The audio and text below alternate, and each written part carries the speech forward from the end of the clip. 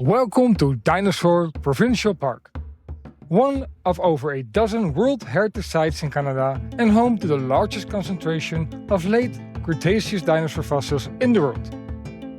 Dinosaur Provincial Park is one of the most significant locations that are dedicated to preserving and protecting Alberta's natural heritage for all time.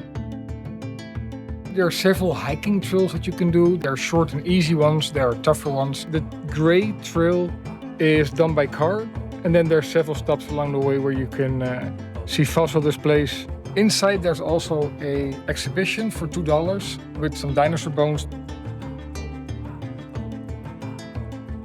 The network of miniature channels etched into the soft rocks are called rills. They develop during rainstorms when water pounds against the rock and streams down the slopes. Taking the path of the least resistance, water cuts the rills ever more deeply into the hill. So needless to say, when you go for a hike, well, especially here in the Alberta highlands, the weather can change very quick and it can be extremely hot. As you can see, there's not much shade. So it's always important to bring enough water, also bring a cap or a hat. However, when it has rained, it's slippery and wet and it's not advised to do the hikes. So also make sure to stay on the tracks.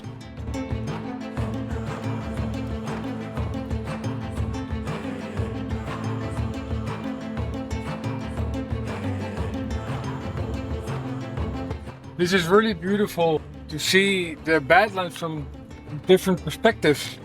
Seeing it from above, seeing it from below. Right now we're at the first stop for fossils.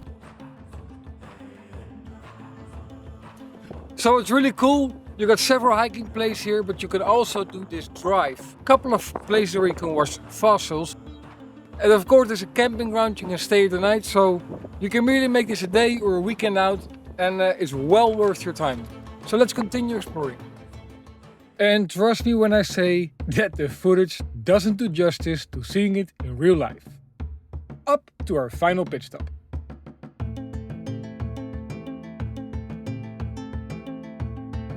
So we're now inside what used to be John Ware's cabin. This is actually a viewer tip that told me to go and visit this cabin. Now what's really interesting is that this house is full of stories and history, and John Ware is nothing short of a real legend.